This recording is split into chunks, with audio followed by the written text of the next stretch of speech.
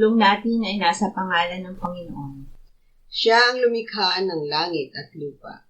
Ating ipahayag ang ating mga kasalanan sa Diyos. Ang ating Diyos ay Diyos na mahabagin at mapagpatawad.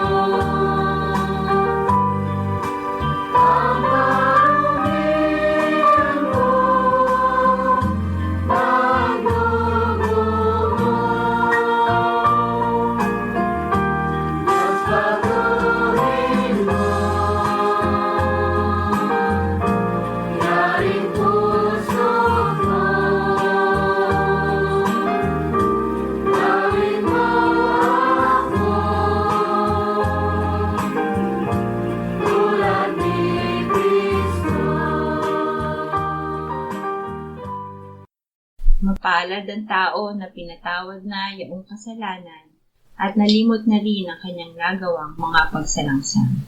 Mapalad ang taong sa harap ng Panginoon ay di na pinararatangan ng kasalanan, dahilan sa siya ay hindi nanlilinlang. Noong hindi ko pa na ipahahayag yaring kasalanan, sa buong maghapon ako'y nananangis sa matinding lumbay. Sa araw at gabi, bigat ng kamay mo ang nararamdaman, ano pa't wala nang nalalabi akong lakas sa katawan. Hamog ang kaparis na dagling na tuyo sa sikat ng araw. Ako ay lumapit sa iyong harapan at salay inamin ang aking nagawang mga pagsalangsang, di ko inilihim. Pinagpasyahan kong ang lahat ng ito sa iyo'y idaing, at aking natamo ang iyong patawad sa sala kong angkin. Mga minamahal, sinasabi sa unang Juan, Kabanatang 1, Talatang 9, kung ipinahahayag natin ang ating mga kasalanan, maaasahan nating ipatatawad sa atin ng Diyos ang mga ito, at lilinisin tayo sa lahat ng ating kasamaan, sapagkat siya'y tapat at matuwid. Salamat sa iyo, O Diyos. Pinatunayan mo ang iyong pag-ibig sa amin nang si Kristo ay namatay para sa amin noong kami mga makasalanan pa. Ngayon ay buksan mo ang aming mga labi at kami ay magpupuri sa iyo.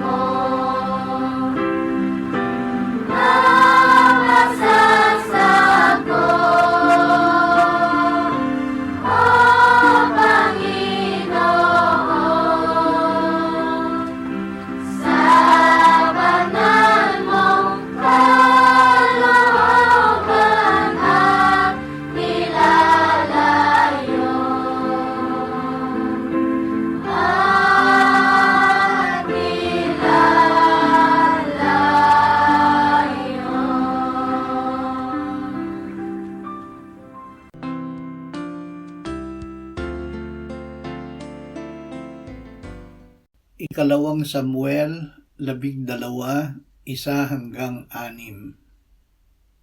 At isinugo ng Panginoon si Nathan kay David. Siya'y pumaroon sa kanya at sinabi sa kanya, may 2 lalaki sa isang lungsod. Ang isa ay mayaman at ang isa ay mahirap. Ang mayaman ay mayroong napakaraming kawan at bakahan. Ngunit ang mahirap ay walang anumang bagay liban sa isang munting babaeng kordero. Noon ay may dumating na manlalakbay sa mayaman. Ayaw niyang kumuha mula sa kanyang sariling kawan at sa kanyang sariling bakahan para sa manlalakbay na dumating sa kanya. Sa halip ay kinuha niya ang kordero ng taong mahirap at inihanda sa lalaking dumating sa kanya. At ang galit ni David ay labis na nagdingas laban sa lalaki. At kanyang sinabi kay Nathan, habang buhay ang Panginoon, ang lalaking gumawa nito ay karapat-dapat na mamatay. Kanyang ibabalik ang kordero na may dagdag na 4, sapagkat kanyang ginawa ang bagay na ito, at sapagkat siya'y walang habag. Ang ugaling magkubli ng kasalanan. Si David ay nagkasala nang sipingan niya si Bathsheba at ipapatay ang asawa nitong si Urias. Inilihim ni David ang kasalanang ito. Ngunit ito ay hindi kubli sa Diyos. Isinugo niya si Propeta Nathan upang ihantad kay David ang kanyang kasalanan.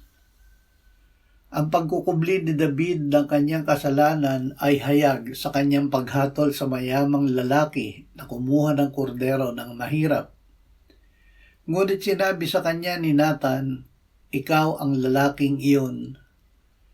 At sinabi ni Nathan ang mga ginawa ng Diyos kay David sa pagluluklok sa kanya bilang hari ng Israel. At sinabi ni David kay Nathan, ako'y nagkasala laban sa Panginoon. At sinabi ni Nathan kay David, inalis din ng Panginoon ang iyong kasalanan, hindi ka mamamatay. Awit 32:3-5. Nang hindi ko ipinahayag ang aking kasalanan, nang hina ang aking katawan sa pamamagitan ng aking pagdaing sa buong araw. Sa araw at gabi ay mabigat sa akin ang iyong kamay. Ang aking lakas ay natuyong gaya ng sa init ng tag-araw.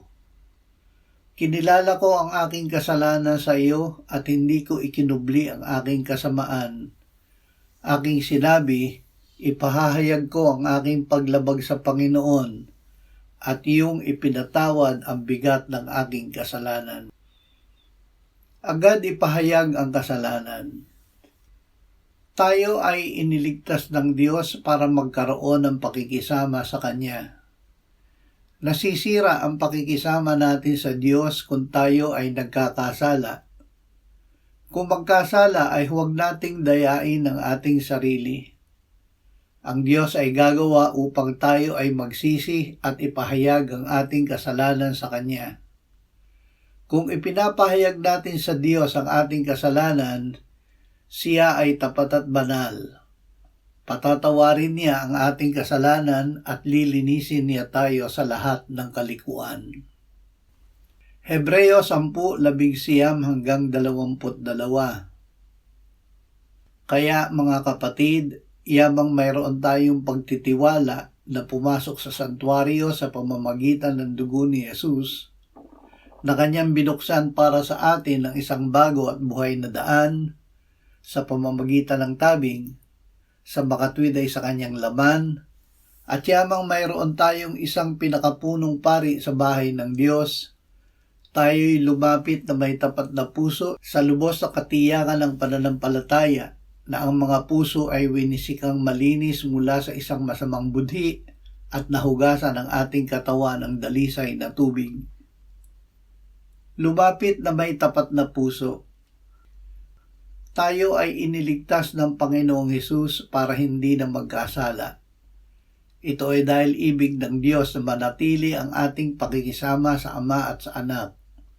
Kung magkasala, tayo ay muling makalalapit sa Diyos sa pamamagitan ni Jesus. Ngunit dapat na lumapit tayo na may tapat na puso. Huwag nating ikubli ang ating pagkakasala.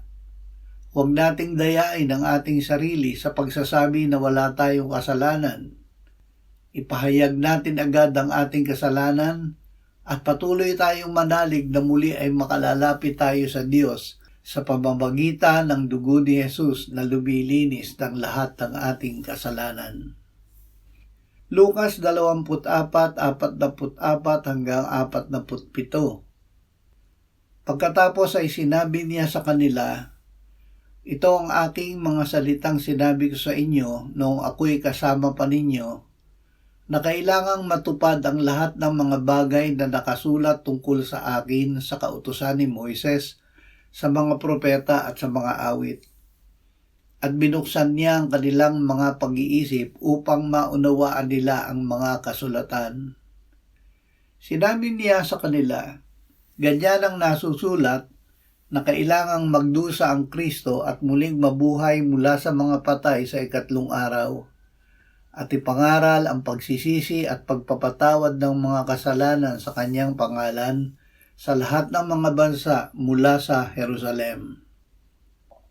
Ang pagsisisi at pagpapatawad ng kasalanan. Ang Ebanghelyo ay ipinangangaral upang tayo ay magsisi at tumanggap ng kapatawaran ng Diyos sa ating mga kasalanan sa pangalan ni Jesus. Si Kristo ay namatay para sa ating kasalanan, kaya't huwag tayong magkunwari sa pagpapahayag ng ating kasalanan. Tapat nating ipahayag ang lahat ng ating kasalanan upang mapatawad at maalis. Gawing tiyak ang pagpapahayag upang ang kasalanang nagawa ay tunay na talikda na. Upang hindi tayo magkasala. Kung ipinapahayag natin ang ating mga kasalanan, tayo ay patatawarin ng Diyos. Ibig ng Diyos na tayo ay magbalik sa pakikisama sa Kanya. Kung paano ang ating pananampalataya ay kailangang maging totoo dahil nakabatay sa katotohanan ng salita ng Diyos, ang pagpapahayag natin ng kasalanan ay kailangan din na maging totoo. Ang pakikisama natin sa Diyos ay pagsamba sa Kanya sa Espiritu at sa katotohanan. Kaya't kung magkasala, ipahayag natin ang partikular na mga kasalanan na ating nagawa.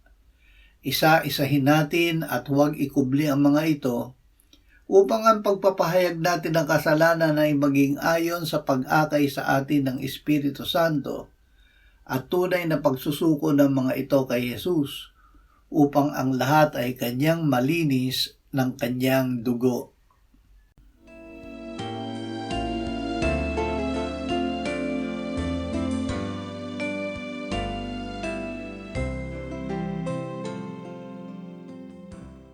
Manalangin tayo. Panginoong Jesus, sinabi mo, malibang kainin ninyo ang laman ng anak ng tao at inumin ang kanyang dugo, kayo ay walang buhay sa inyo. Ang sino mang kumakain ng aking laman at umiinom ng aking dugo ay may buhay na walang hanggan, at akin siyang muling bubuhayin sa huling araw. Sapagkat ang aking laman ay tunay na pagkain at ang aking dugo ay tunay na inumin. Siya na kumakain ng aking laman at umiinom ng aking dugo ay nananahan sa akin at ako sa kanya.